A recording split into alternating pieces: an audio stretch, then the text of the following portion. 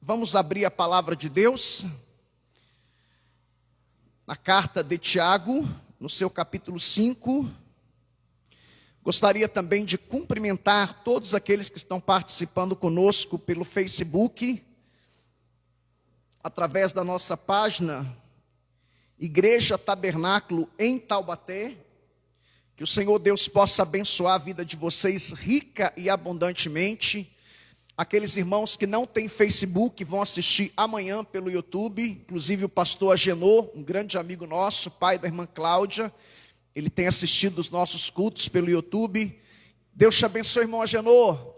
Amanhã, quando o senhor assistir esse culto aí, tá bom? Que o Senhor Deus possa abençoar a sua vida rica e abundantemente. Meus irmãos, vamos então abrir a palavra de Deus na carta de Tiago, no seu capítulo 5. Tiago, capítulo 5, a partir do versículo 1 até o versículo 6. Tiago, capítulo 5, a partir do versículo 1 até o versículo 6. Aqueles que podem, se coloquem em pé, por favor, para que possamos ler a palavra de Deus.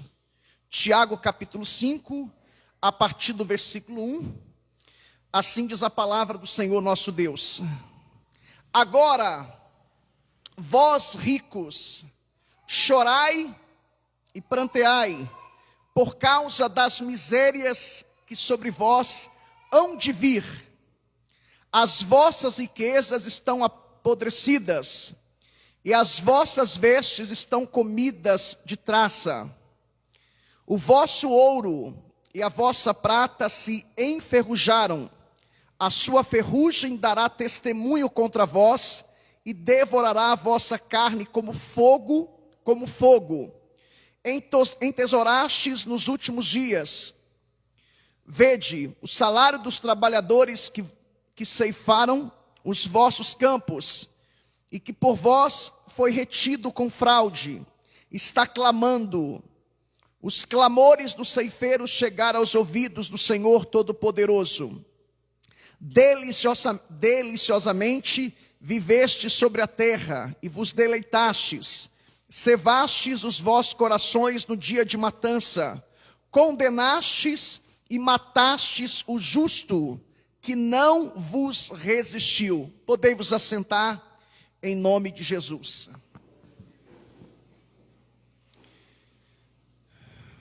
Eu quero pensar com você nessa noite, refletir com você a respeito do seguinte tema: como avaliar o poder do dinheiro? Como avaliar o poder do dinheiro? Mas antes de propriamente entrar nesse texto, permita-me dar o contexto para você da carta de Tiago, embora a gente já está ministrando há algumas semanas a carta de Tiago, ou alguns meses. A gente ficou 2 semanas sem pregar, a gente deu oportunidade. Domingo retrasado a minha esposa pregou, a missionária Suzy, um texto livre. E domingo passado nós convidamos um pastor amigo para ministrar aqui, o pastor José Geraldo de Amorim, e ele também pregou um texto livre.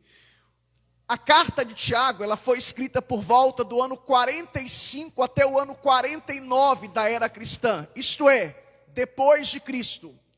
Esse Tiago aqui era o Tiago, irmão de Jesus. E Tiago escreveu essa carta, ele tinha pelo menos 2 propósitos, 2 objetivos.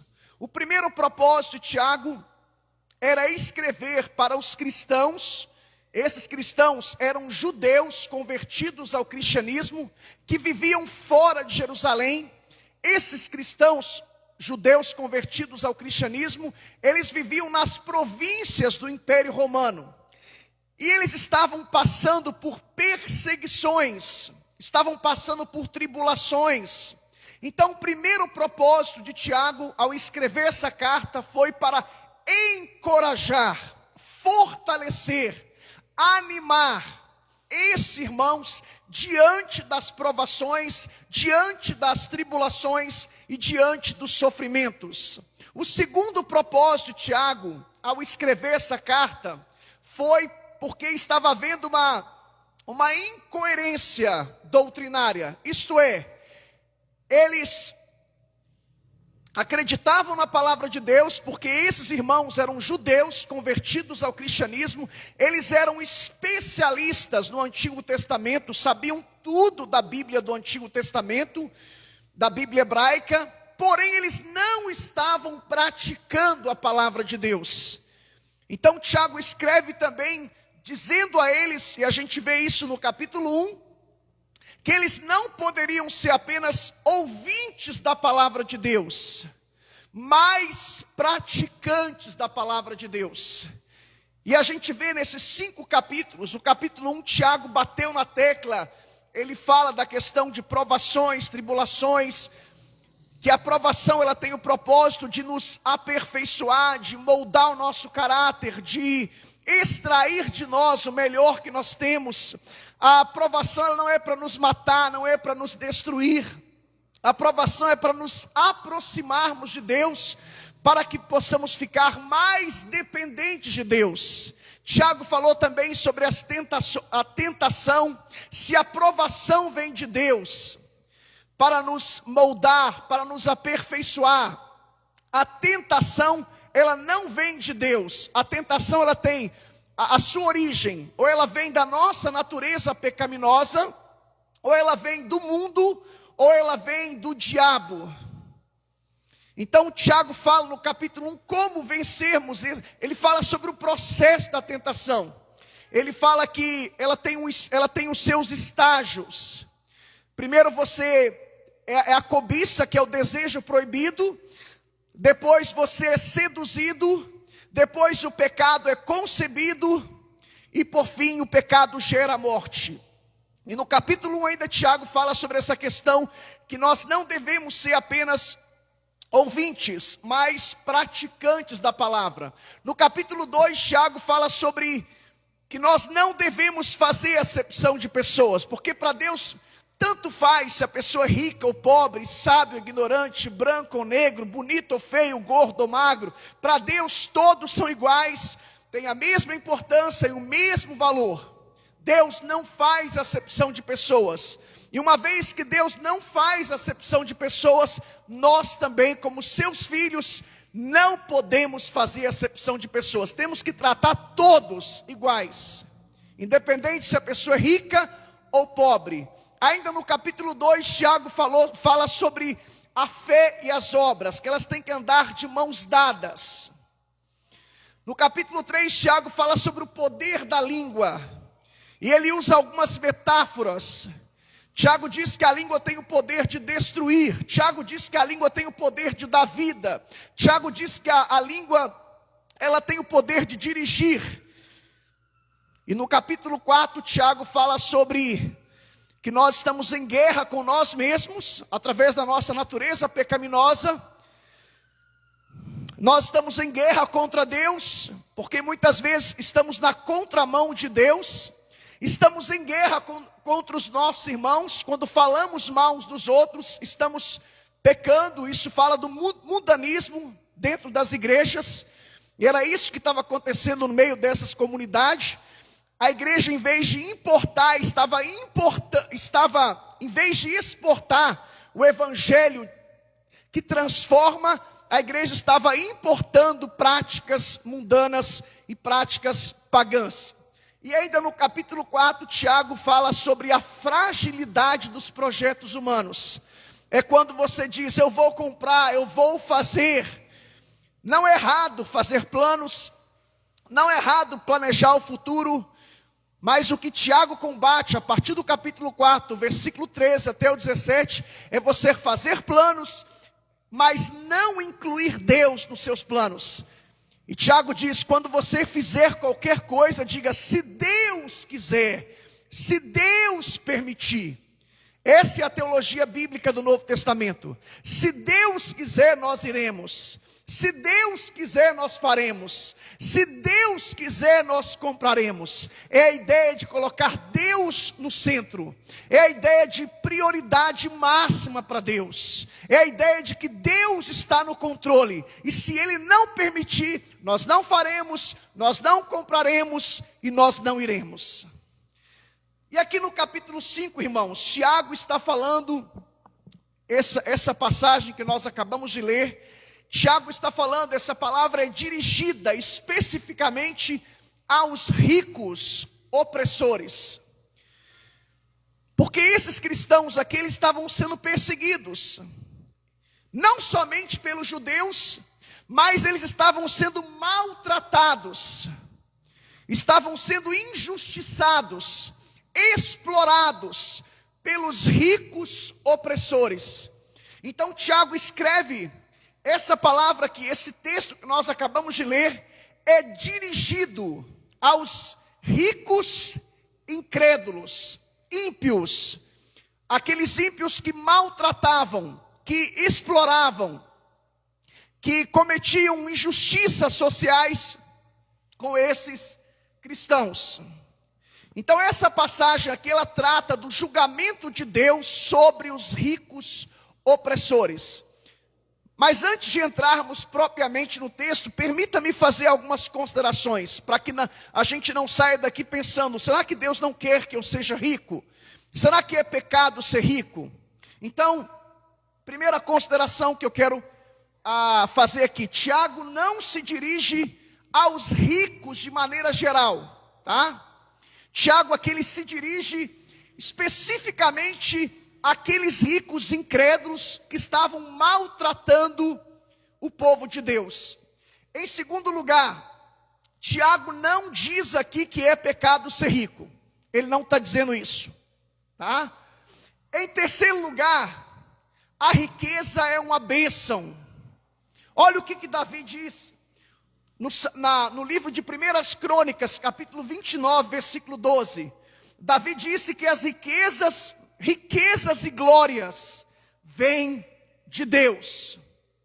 Então não é pecado ser rico. A gente vê várias pessoas, tanto no Antigo Testamento como no Novo Testamento, que eram ricos, prósperos, abençoados. A gente vê Abraão, Isaac, Jacó, Davi, Salomão.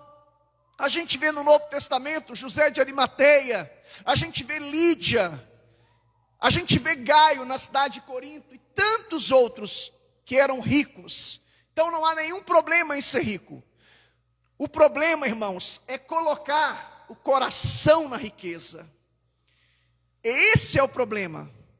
É quando você coloca o coração no dinheiro. E a Bíblia diz que a gente vê isso em 1 Timóteo capítulo 6, versículo 10. Paulo diz que o amor ao dinheiro é a raiz de todos os males. O amor ao dinheiro é a raiz de todos os males. O problema não é o dinheiro. O problema é o amor ao dinheiro. É quando você se apega, quando o dinheiro se torna o seu senhor e você se torna um escravo. Esse é o problema. O problema não é o dinheiro, é o amor ao dinheiro. E é isso que Paulo fala em 1 Timóteo 6,10. Irmãos, o dinheiro, ele é o maior Deus do mundo. Claro, Deus com D minúsculo. Porque Deus com D maiúsculo, somente o nosso Deus. Olha o que Jesus disse em Mateus 6,24. Ele disse que o dinheiro é mais do que uma moeda. Ele disse que o dinheiro é um Deus com D minúsculo, Mamon. Você sabia que Jesus nunca chamou o diabo de Senhor? Jesus nunca chamou o imperador César de Senhor. A única entidade que Jesus chamou de Senhor foi o dinheiro.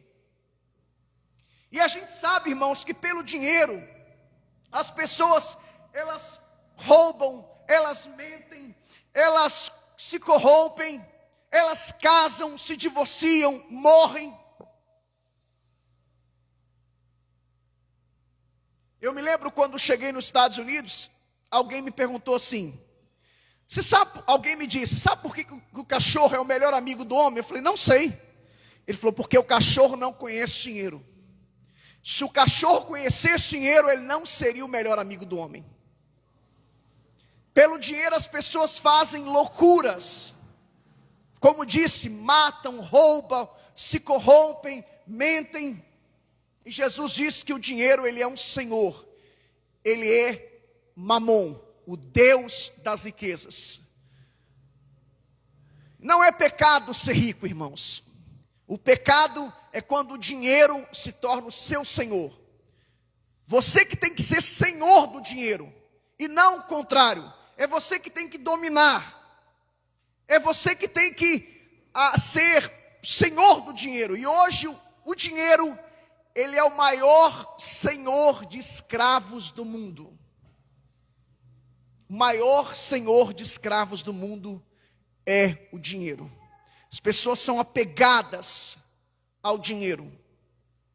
Então, tendo dito isso, eu chamo a sua atenção agora para o versículo 1. Olha o que Tiago diz no versículo 1. Capítulo 5, versículo 1. Agora vós ricos, chorai e pranteai, por causa das misérias que sobre vós hão de vir. Note vocês que o apóstolo Tiago, ele está falando de um julgamento. E ele está explicando por que esses ricos opressores, esses ricos que maltratavam os pobres, que exploravam os pobres, que eram desonestos nos seus negócios, que eram corruptos, que compravam o sistema judiciário da época. Então Tiago está falando de um julgamento. E o primeiro pecado que Tiago condena aqui é o pecado do egoísmo. É a atitude egoísta de acumular riquezas para si mesmo. Não é pecado ser rico, irmãos, mas é pecado ser egoísta. E uma das máximas do cristianismo, a gente vê isso em Filipenses, capítulo 2. Filipenses capítulo 2, quando você chegar na sua casa, leia todo o capítulo 2. Capítulo 2 fala sobre o outro na frente do eu. Isso é altruísmo. Quando Deus abençoa alguém, não é para essa pessoa reter, ser egoísta, gastar o dinheiro só para o seu próprio deleite e para o seu próprio conforto. Quando Deus abençoa alguém, é para essa pessoa ser altruísta. É o outro na frente do eu. É para essa pessoa não só olhar para o seu umbigo, mas também abençoar outras pessoas.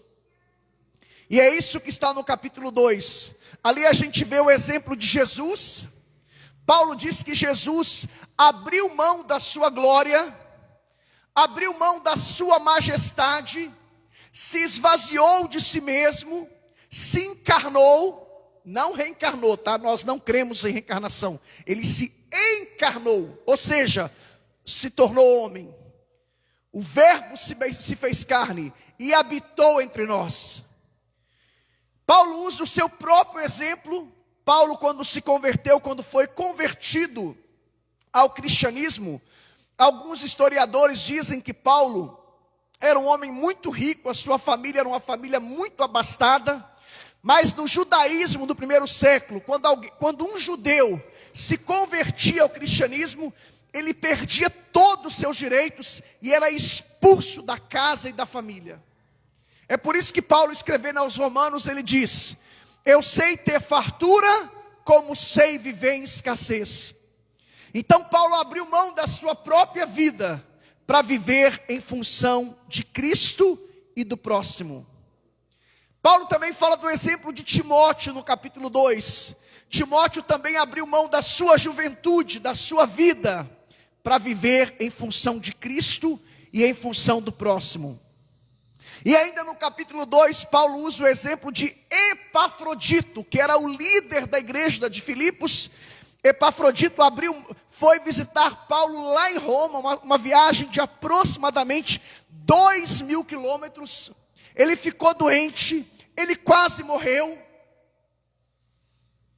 Então, irmãos, o cristianismo é o outro na frente do eu.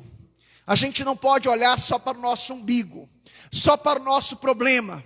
A gente não pode ser egoísta. A gente não pode pensar só no nosso bem-estar. Isso não combina com cristão. Isso não combina com cristianismo. Cristianismo é o outro na frente do eu. É o altruísmo. E aqui o primeiro pecado que a Bíblia, que a palavra de Deus, que Tiago, escrevendo essa carta, sob a influência do Espírito Santo, ele foi inspirado pelo Espírito Santo. O primeiro pecado que o Senhor Deus está condenando aqui é a atitude egoísta de acumular a riqueza para si.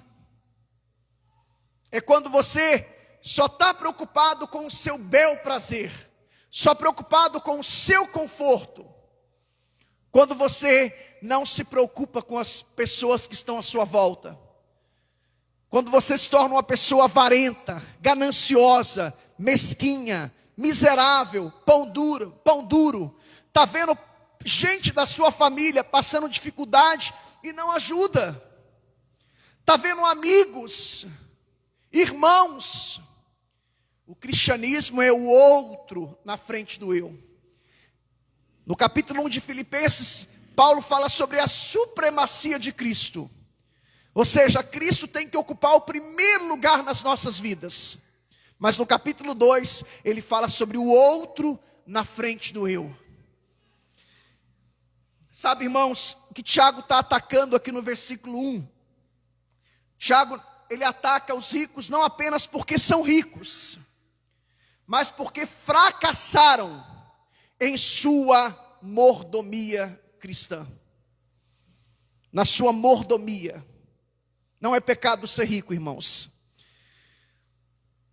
Agora, é preciso dizer que o que é pregado em muitos redutos chamados igrejas evangélicas não está em harmonia, não está em concordância com a palavra de Deus, que é a teologia da prosperidade. Você nunca vai encontrar isso na Bíblia. Jesus não prometeu riquezas, ele prometeu salvação. Se você quer ser rico, irmãos, trabalhe, estude e se qualifique. E o mais importante, dependa de Deus. Trabalhe, estude, se qualifique e dependa de Deus. Essa é a receita de Deus para alguém ser rico. Tá? Teologia da prosperidade não tem base bíblica, não tem suporte bíblico, não tem respaldo bíblico. É uma heresia, um falso ensino. Então, primeiro Tiago condena o egoísmo, quando a pessoa só olha para o seu umbigo, não se preocupa com as pessoas que estão à sua volta. Isso é condenado pela Bíblia. A segunda atitude que Tiago ataca e condena aqui, é que esses ricos não fracassaram, melhor dizendo, na mordomia. Irmãos, todos nós somos mordomos. O que é um mordomo? É um gerente. O gerente é aquele que administra os bens de outrem. Nós não somos donos de nada. Esse é o nosso grande problema. A gente acha que a gente é dono de alguma coisa. Quer ver um exemplo simples? Você que tem a sua casa própria, você que tem o seu carro. Eu fui fiscal de tributos da minha cidade durante um tempo. Fica um tempo sem pagar IPVA. Fica um tempo sem pagar o IPTU. O que acontece? Você perde a casa, perde o carro. Por quê? Porque você não é dono de nada. Num contexto aqui de humano, tudo pertence ao governo, tudo pertence ao Estado. Você não é dono de nada. Se você ficar um tempo sem pagar o IPTU e sem pagar o IPVA, você perde o seu carro, perde a sua casa. Você não é dono de nada. Irmãos, precisamos entender que tudo que temos não é nosso, pertence a Deus. Você só administra algo que pertence a outrem.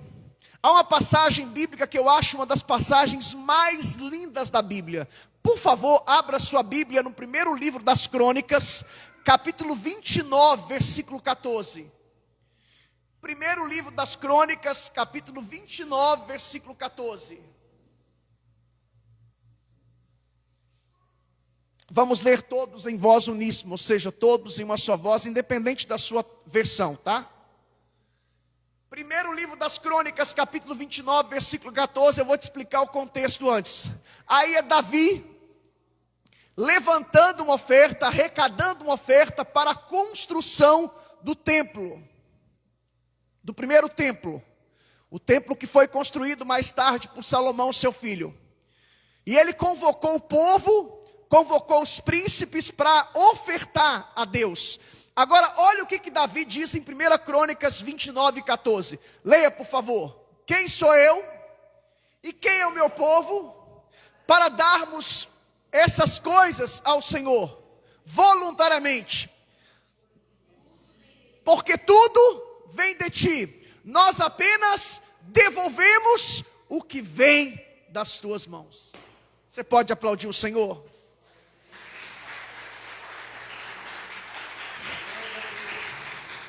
Você não é dono de nada. O homem segundo o coração de Deus diz: quem sou eu? Quem é o meu povo para darmos essas coisas a ti voluntariamente? Tudo vem de ti. Nós apenas devolvemos aquilo que te pertence. Agora abra a sua Bíblia, por favor, no Salmo 24, versículo 1. Salmo 24, 1. Salmo 24, 1. Olha o que diz o Salmo 24, 1. Do Senhor é a terra e a sua plenitude, o mundo e todos os que neles habitam. De quem é a terra? De quem é o mar? De quem é os céus? Do Senhor. Ei, tudo que Deus colocou nas suas mãos, tudo que Deus lhe confiou, pertence a Ele. Um dia você vai ter que prestar conta a Deus. Você não é dono de nada. Você é apenas um mordomo de Deus. Seu dinheiro é de Deus. Sua casa é de Deus. Seu carro é de Deus. Seu marido, sua esposa, seus filhos pertencem ao Senhor. Nós não somos donos de nada. Jó era o homem mais rico do Oriente. Mas quando ele perdeu tudo, o que ele disse? O Senhor deu, o Senhor tirou. Bendito seja o nome do Senhor. O Senhor deu, eu era rico, milionário. Tudo que eu tinha foi o Senhor que me deu. Ele deu e Ele tirou. Deus é Senhor. Aliás, Ele é Senhor dos senhores, o Senhor Jesus é Senhor dos senhores, Rei dos reis. Ele está no controle. Então não retenha. Tudo que Deus te deu pertence ao Senhor Deus. Louvado seja o nome do Senhor. Então, é isso que Tiago está combatendo aqui no versículo 1. É isso que Tiago está condenando. É quando você é rico, mas um rico egoísta, que só pensa em si mesmo, que só olha para o seu umbigo. É quando você fracassa na mordomia cristã. E isso, irmãos, embora essa palavra aqui, o contexto, seja especificamente para ricos, incrédulos, esses ricos aqui eram tiranos, ditadores, se aplica a todos nós. Ricos e pobres, se aplica a todos nós. Nós não podemos ser egoístas, temos que ser altruístas. É o outro na frente do eu. Quais são os dois mandamentos? Todo o Velho Testamento foi resumido em dois. O primeiro é amar a Deus acima de tudo. E o segundo, amar o teu próximo como a ti mesmo. É o outro na frente do eu. Chama a sua atenção agora para os versículos 2 e 3. Volta para Tiago, por favor. Capítulo 5, versículos 2 e 3. Olha o que Tiago diz: as vossas riquezas estão apodrecidas, e as vossas vestes estão comidas de traça. O vosso ouro e a vossa prata se enferrujaram. A sua ferrugem dará testemunho contra vós, e devorará a vossa carne como fogo, entesourastes nos últimos dias. Irmãos, uma vez mais, Tiago não está condenando as riquezas nem os ricos. Tá? Não é o ponto de Tiago aqui. O que ele está condenando aqui é o uso de suas riquezas como armas e não como instrumentos de bênçãos. O que esses ricos faziam aqui? Eles eram, além de maltratar os seus funcionários, naquela época, irmãos, não é como hoje. Hoje o salário é mensal. Naquela época, antes do pôr do sol, terminava o dia, era diarista. A pessoa recebia por dia. O que esses ricos opressores faziam? Não pagavam. Aí muitas famílias estavam passando fome, morrendo de fome. Aí se fosse na justiça, na corte ou no tribunal, se contratasse um advogado, sabe o que esses ricos faziam? Eles compravam os juízes, eles corrompiam as autoridades. Algo que é muito comum aqui no Brasil, né?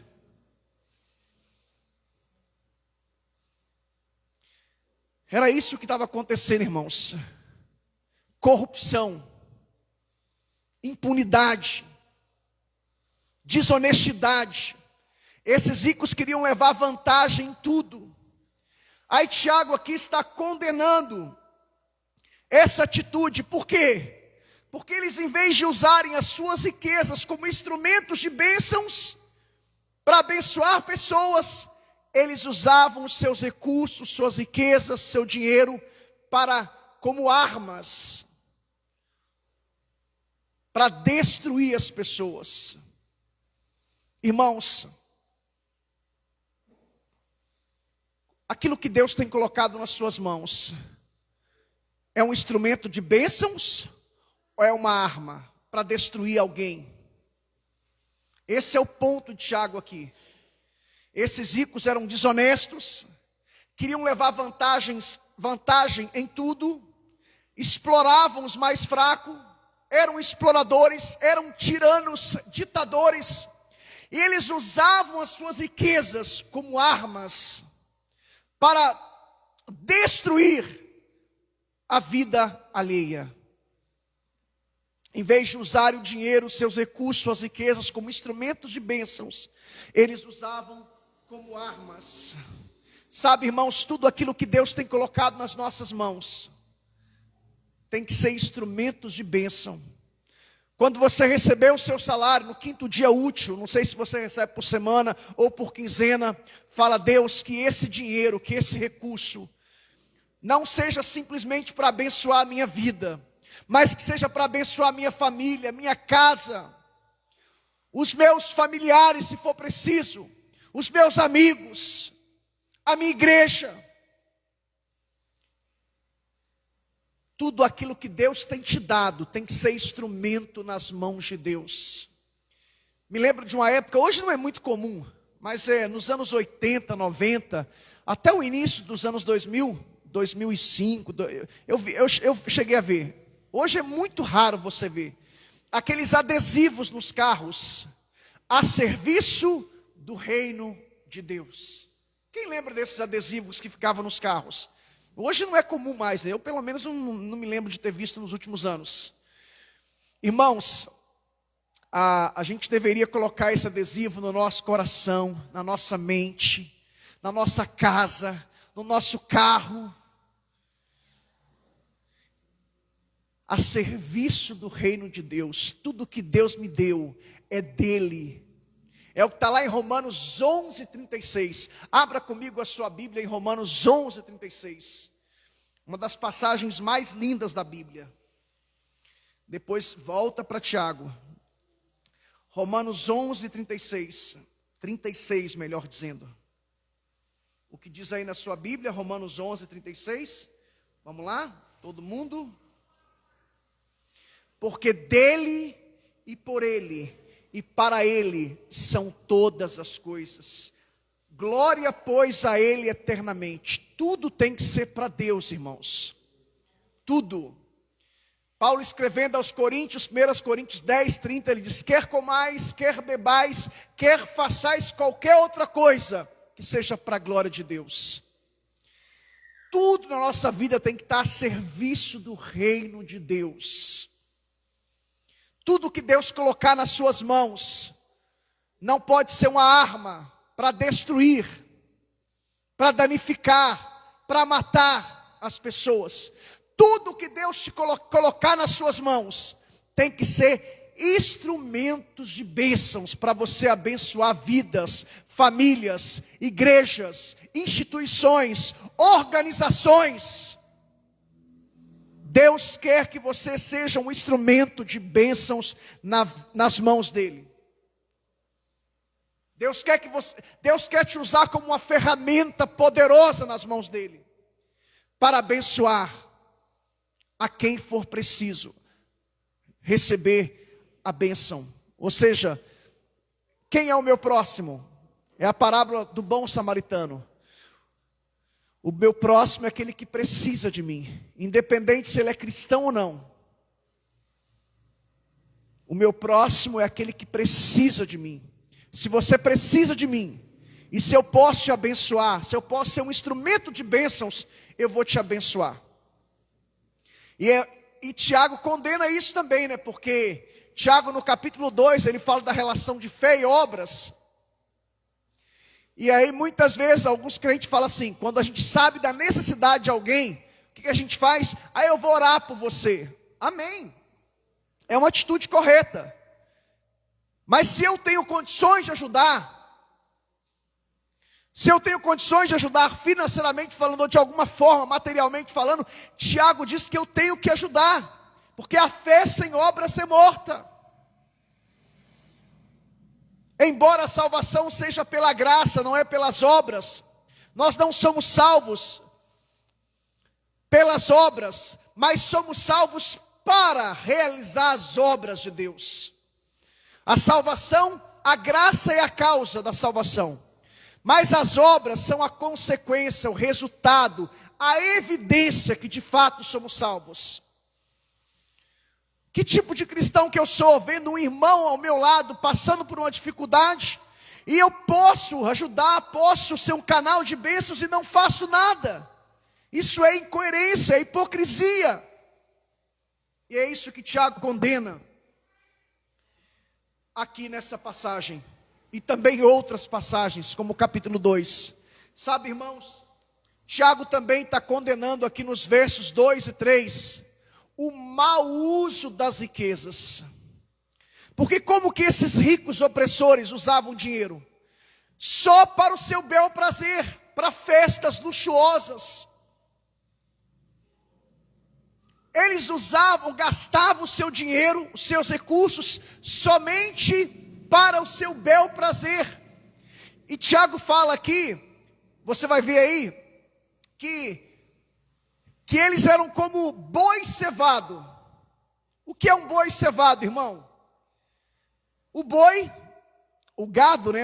A vaca, o boi, o proprietário, ele vai lá, sustenta, dá vacina, dá ração, dá água, dá vitaminas, e o boi está lá, nossa, estou comendo do bom e do melhor, estou bebendo do bom e do melhor.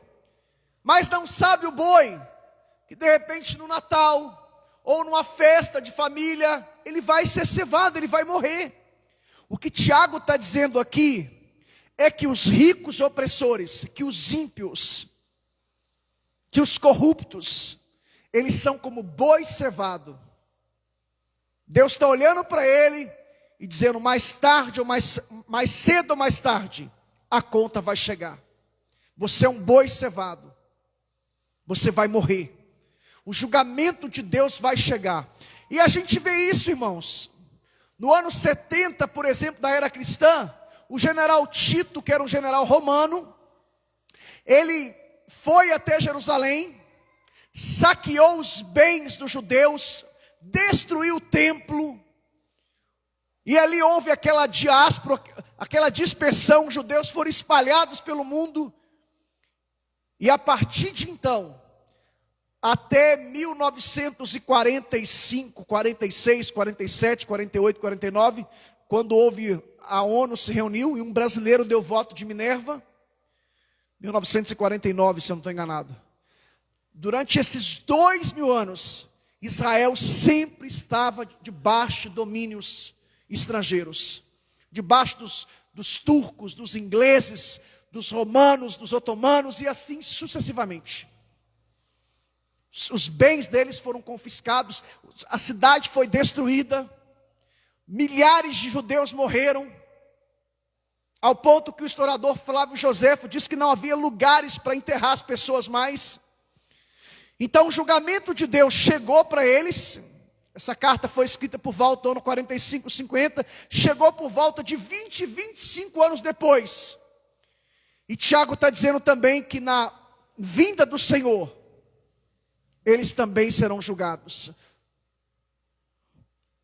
Isto é, no julgamento final, eles também vão ser punidos. E Tiago diz que as riquezas deles, os bens deles, o dinheiro deles, vai servir como testemunha contra eles. E é isso que Tiago está dizendo aqui. Eles usavam dinheiro, usavam as riquezas dele de forma errada. Irmãos, há uma passagem bíblica que eu gosto muito dela. Abra sua Bíblia, por favor, em Isaías capítulo 55, versículo 2. Isaías 55, 2. Isaías 55, 2. Livro do profeta Isaías. Aqui Isaías está dando uma aula de economia, tá? Isaías 55, 2. Todos acharam? Olha o que Isaías diz, o profeta messiânico diz, capítulo 55, versículo 2. Por que gastais o dinheiro naquilo que não é pão? E o produto do vosso trabalho naquilo que não pode satisfazer? Ouvi-me atentamente e comei o que é bom, e a vossa alma se deleite com a gordura. Isaías está dizendo, não gaste o seu dinheiro naquilo que não é pão. Ou seja, compre somente o necessário. Irmãos, nós precisamos fazer uma distinção entre necessidade e desejo. Tem muita coisa que a gente compra, a gente gasta o nosso dinheiro em muitas coisas, que não é uma necessidade, é um desejo. Quer ver um exemplo? As mulheres, por exemplo, passam em frente a uma loja de sapatos, sandálias. Vamos pensar na Jô Calçados. Aí você passa lá. Aí você vê uma promoção. Nossa, que sandália bonita. De R$200 por R$50. Aí você vai lá e compra. Mas a pergunta que você deveria fazer: é um desejo ou é uma necessidade? Aí de repente você tem 50 pares de sandália na sua casa e você não usa nem 10. Mas você compra por quê? Por causa da promoção. A gente tem que distinguir entre necessidade e desejo. Isso aconteceu comigo, eu já passei algumas vezes em frente a uma loja e vi lá a promoção de tênis. E quando eu fui comprar, eu falei, peraí, mas é um desejo ou é uma necessidade? Eu não preciso, eu tenho 2 ou 3 pares de tênis. A gente tem que distinguir, irmãos, entre desejo e necessidade. É um desejo ou é uma necessidade? E uma outra coisa que eu aprendi. Eu, Fabiano Elias, eu só compro o que eu preciso e o que eu posso. Tem coisa que eu preciso, irmãos, mas eu não posso. O meu orçamento financeiro não permite. E tem coisa que eu posso, o meu orçamento permite, mas eu não preciso. Então, eu só compro o que eu posso e o que eu preciso. E é isso que Isaías está dizendo no capítulo 55, versículo 2. Não gaste o vosso dinheiro naquilo que não é pão. Só compre o necessário, só gaste com o necessário. O que esses ricos opressores faziam? Gastavam, esbanjavam dinheiro. Gastavam dinheiro naquilo que não é pão. Em vez de ajudar as pessoas, era só festas e festas e festas. Gastavam dinheiro contextualizando, trazendo para os dias de hoje, drogas, álcool, prostituição, contextualizando. Aonde você tem gastado o seu dinheiro? Aonde você tem aplicado aquilo que Deus tem te dado? Você nunca pode esquecer que você é um mordomo de Deus. Você não é dono de nada. Um dia eu e você vamos ter que prestar conta de tudo para Deus. A gente não é dono de nada.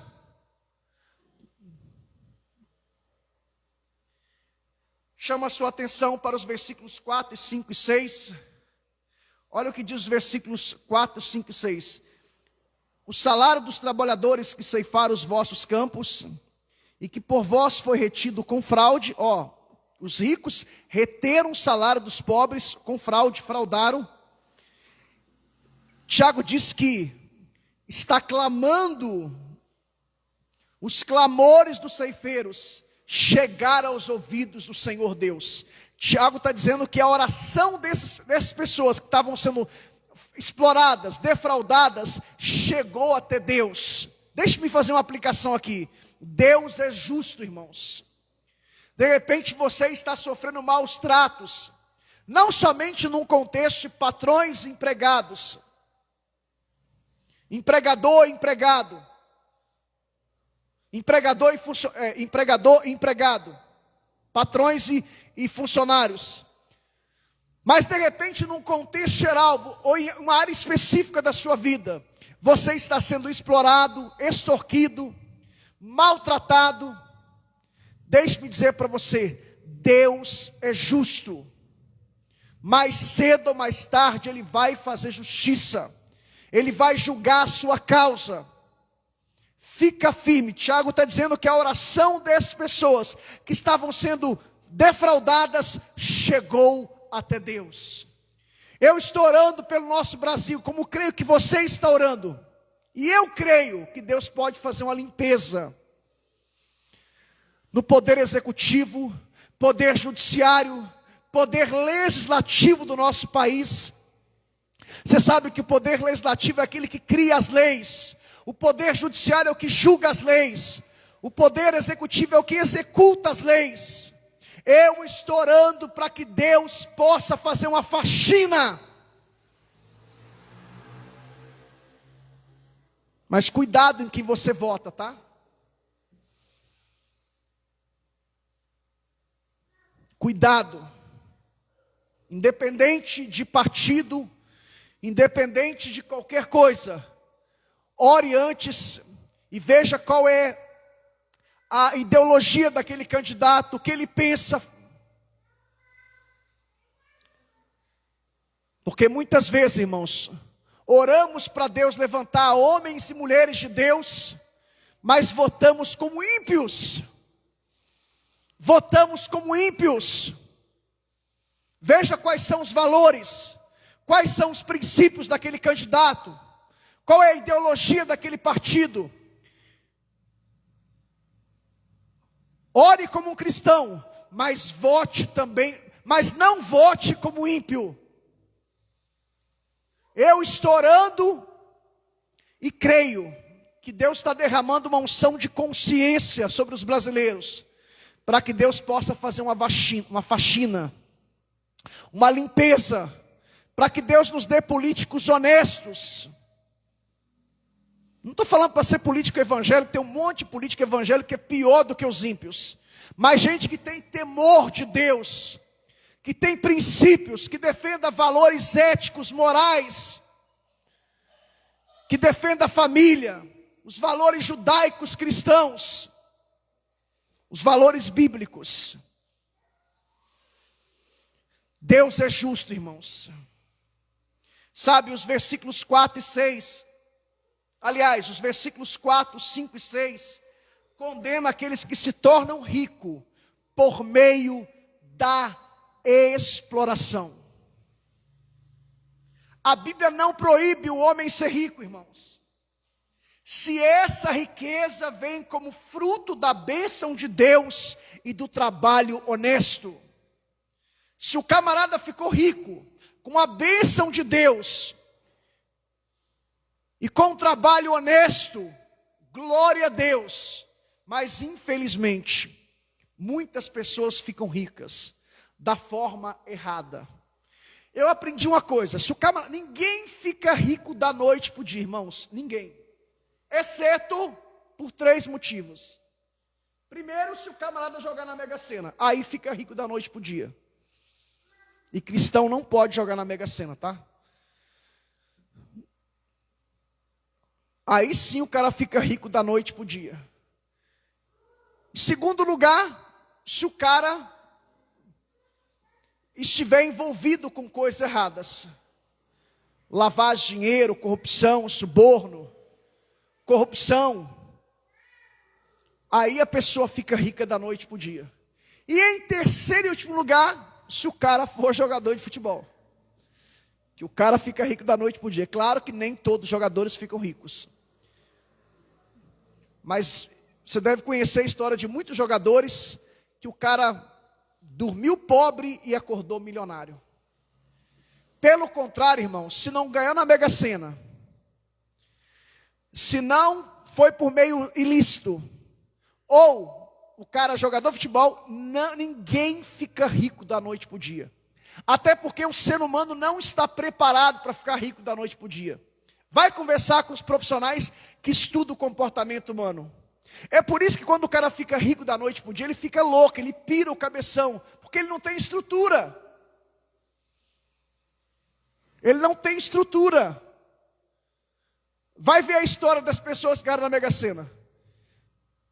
O cara ficou louco, casado há 20, 30 anos, primeira coisa que ele fez, foi trocar a mulher, um casamento de 20 anos, a mulher que estava 40 anos, foi lá e trocou a mulher por uma de 20. Segunda coisa, largou a família. O cara não tem estrutura para ficar rico da noite para o dia, irmãos. É por isso que a receita é aquilo que eu falei. Quer ficar rico? Trabalhe, estude e se qualifique. E dependa de Deus, que é o mais importante. E seja honesto. Porque quando a pessoa é honesta, é rico ou rica, mas é honesto, ele dorme com a consciência tranquila. Todo rico que ficou rico de forma ilícita, ele não tem paz. Ele vive à base de calmantes, de medicamento. Isaías diz que o ímpio não tem paz. Agora aquele que tem Deus, que adquiriu as suas riquezas de forma justa, ele deita e dorme. Olha o que Davi diz no Salmo 3. Abra sua Bíblia, por favor. Salmo 3. Olha o que diz o Salmo 3.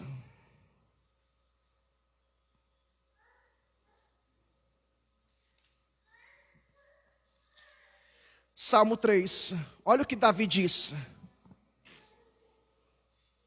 Senhor, como se tem multiplicado os meus adversários. São muitos os que se levantam contra mim.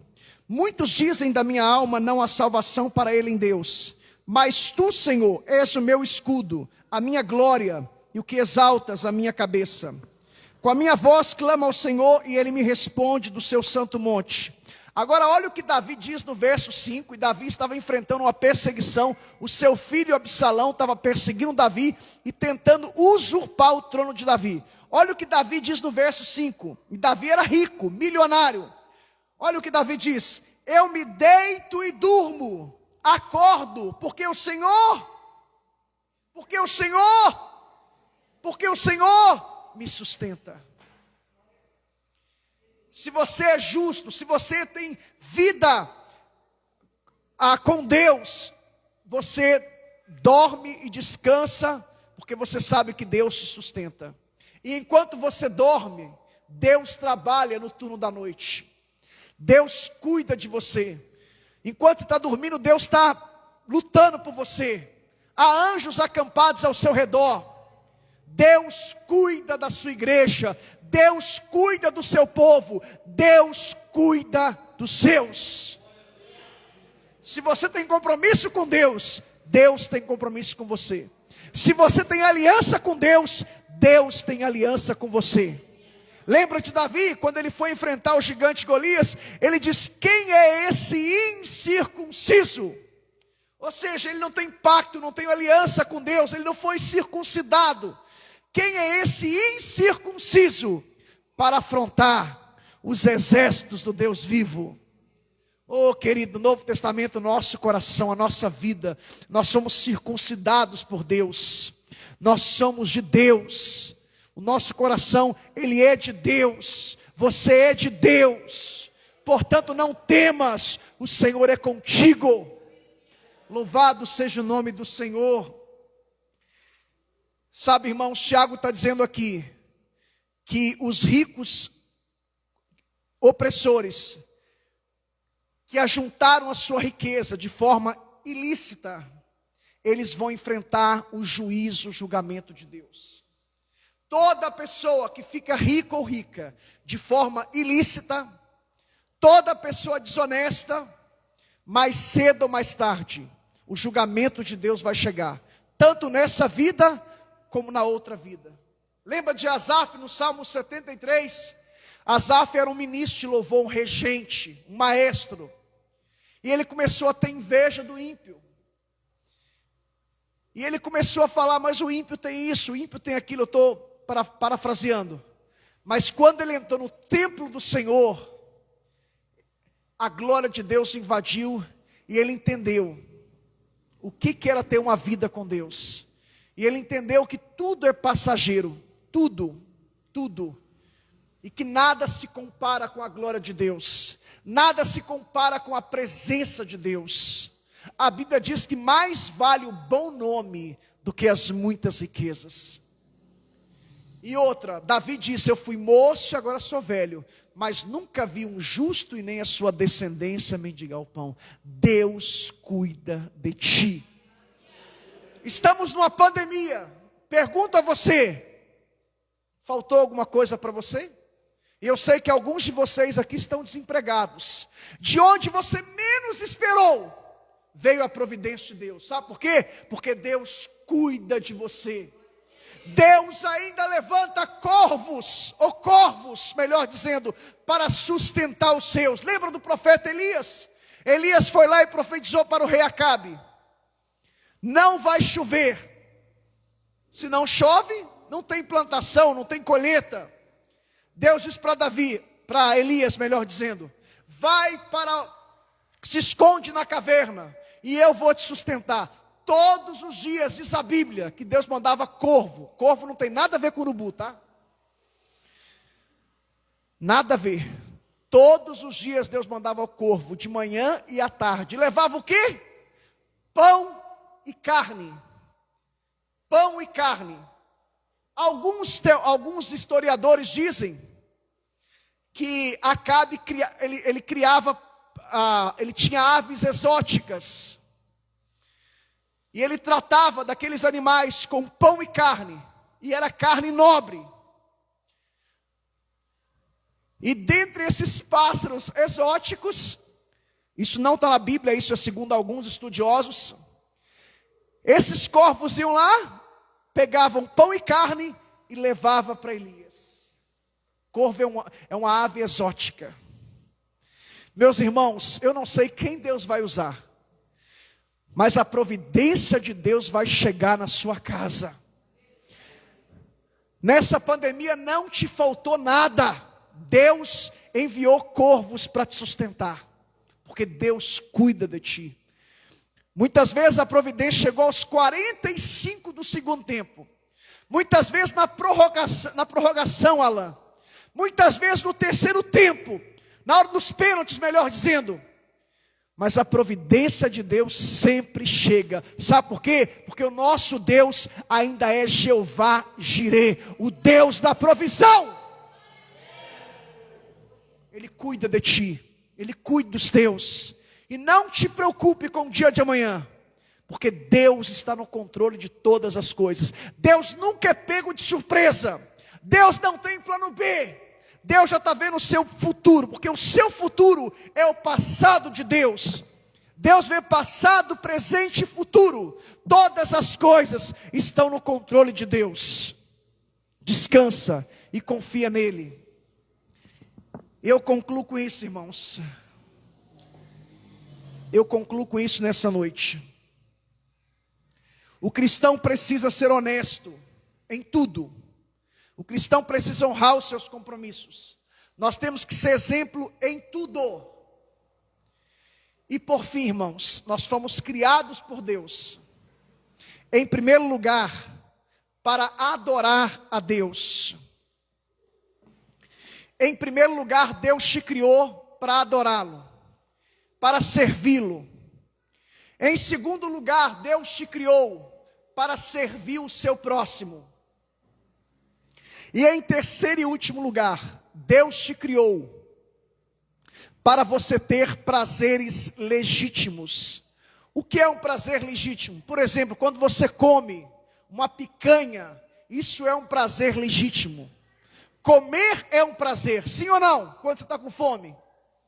Beber um suco de laranja, um suco de uva, é prazeroso, sim ou não? É um prazer legítimo. Sexo no casamento é um prazer legítimo. Uma viagem em família ou com os amigos é um prazer legítimo. Um lazer é um prazer legítimo. Uma atividade física, um esporte é um prazer legítimo. Então Deus te criou em primeiro lugar para você adorar a Deus, para você servi-lo. E em segundo lugar, Deus te criou para servir o seu próximo. E em terceiro lugar, Deus te criou para ter prazeres legítimos.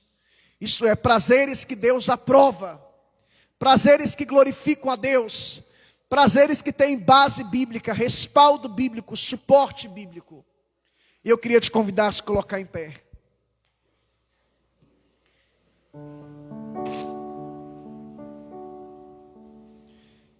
Eu quero orar por você nesse momento.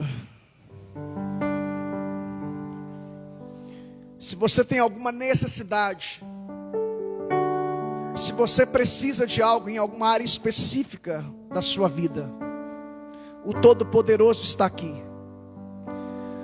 O Deus Todo-Poderoso se faz presente aqui nesse lugar. E você é um filho dele. Você é menina dos olhos dele. Quem mexe com você, mexe com Deus. Lembra quando Saulo perseguia a igreja? Quando Jesus se apresentou a ele? Irmãos, o que Jesus disse para Saulo? Jesus tinha que ter dito para ele: por que você está perseguindo a minha igreja? Jesus não disse isso para ele. Jesus não disse para ele: por que você está perseguindo os meus discípulos? Ele não disse isso. O que Jesus disse para Saulo? Porque me persegues. Ele estava perseguindo Jesus, sim ou não? Não. Ele estava perseguindo a igreja de Cristo. Ele estava perseguindo os cristãos. Todas as vezes que você é perseguido, se você é um cristão, se você faz parte da igreja de Cristo, todas as vezes que você é maltratado, injustiçado, explorado, Jesus diz: por que me persegues? Está perseguindo a igreja de Cristo.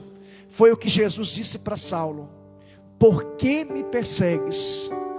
Quem és tu? Eu sou Jesus, a quem tu persegues. E Paulo foi convertido, transformado. Quem mexe com você, mexe com Deus.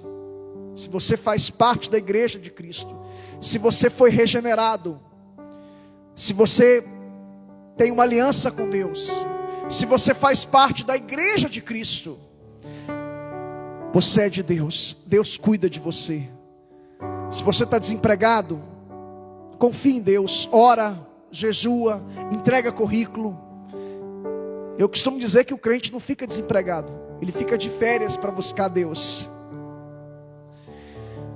Faz a sua parte, entrega currículo, e confie em Deus, entrega nas mãos de Deus. Se você está doente, confia nele. Ele pode te curar, como pode te recolher também. Tudo é dele, para ele. A gente vai ver na Bíblia várias pessoas sendo curadas, mas a gente vai ver na Bíblia também, Paulo, por exemplo, orou por Epafrodito, quando Epafrodito foi lá em Roma. A Bíblia diz que Epafrodito quase morreu, e Deus não curou Epafrodito. E Paulo era um homem de Deus, o mesmo Paulo que chegou na cidade de Éfeso, e milagres aconteceram. E lá em Éfeso aconteceu um dos maiores avivamentos da história.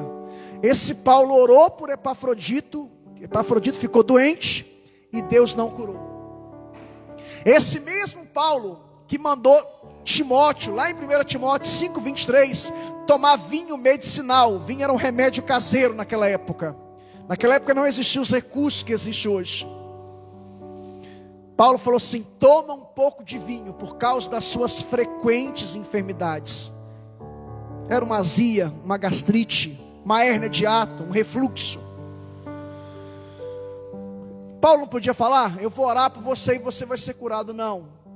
Toma um pouquinho de vinho por causa das suas frequentes enfermidades no estômago. O mesmo Paulo que lá em 2 Timóteo 4:20 deixou, leia depois, 2 Timóteo 4:20, deixou Trófimo doente na cidade de Mileto.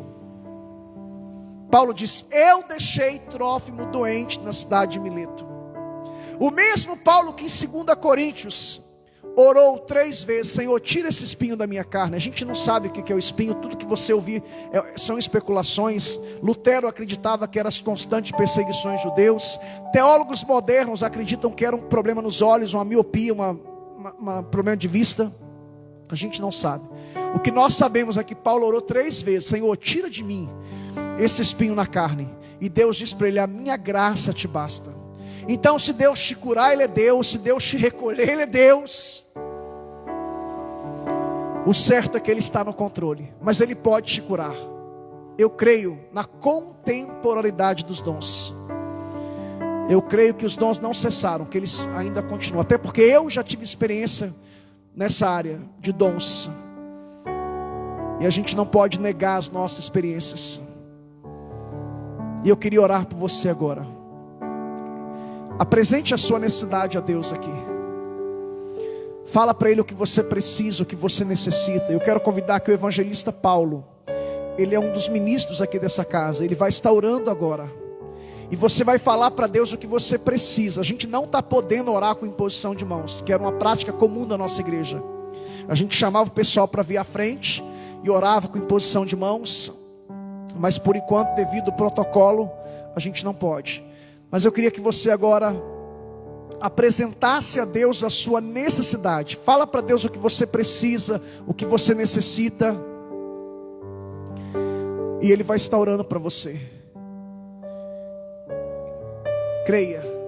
E depois dessa oração, o presbítero Samuel vai estar orando, finalizando e dando uma bênção apostólica. E tenham todos uma semana abençoada de vitórias, de conquistas.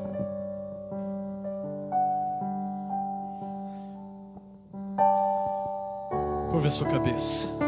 Pai, em nome de Jesus, cada um aqui, Senhor, expôs a sua necessidade, o seu problema. Pai, eu peço agora, Senhor, que o Senhor contemple do alto dos céus, que a tua mão seja agora, Pai, estendida a cada um que aqui está.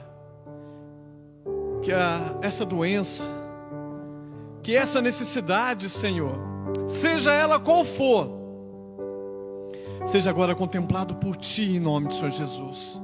Que a Tua bênção chegue nesse instante ao que nós Te pedimos. Entre na casa dos Teus servos, entre na vida de cada um, Senhor.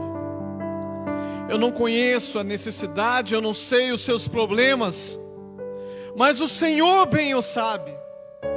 Aquele que estão ouvindo através da internet, meu Deus, eu Te peço que o Senhor visite agora com poder, Pai, que só o Senhor pode, só o Senhor tem este poder. Nós confiamos, Senhor, que o Senhor pode fazer toda a diferença, se for da Tua vontade. Nós te agradecemos, Senhor, por nos dar a oportunidade de colocar diante de Ti, porque eu sei que de alguma forma ou outra o Senhor vai nos mostrar a solução, ou nos dará força para suportar, Senhor. Pai, em nome de Jesus, eu te peço e coloco em Tuas mãos, Senhor, o pedido e o desejo de cada coração aqui, em nome do Senhor Jesus. Amém e graças a Deus. Graças e paz, irmãos, amém? Vamos estar orando, finalizando nosso culto, amém? Senhor nosso Deus, nosso Pai, muito obrigado, Senhor, por esse culto maravilhoso. Obrigado, Senhor, pela Tua palavra que foi ministrada nessa noite. Meu Deus, eu peço que o Senhor venha estar abençoando a cada um aqui nessa noite, a cada família representada. Meu Deus, abençoa, Senhor, a cada irmão que acompanhou pela live do Facebook, Senhor. Meu Deus, eu peço que o Senhor continue nos abençoando. Meu Deus, abençoa a semana de cada um, no nome de Jesus. Abençoa, Senhor, o serviço, abençoa os estudos, Pai. Meu Deus, que o Senhor seja, Senhor, o nosso Redentor, seja o nosso Salvador em tudo, nossa vida, Senhor. Nós dependemos de Ti em tudo, Pai. Que o Senhor seja glorificado, Pai. Muito obrigado por tudo, no nome de Jesus. Amém. Receba a bênção. Que a graça do nosso Senhor Jesus Cristo e o grande amor de Deus Pai e a comunhão do Espírito Santo esteja com todos e todos digam amém e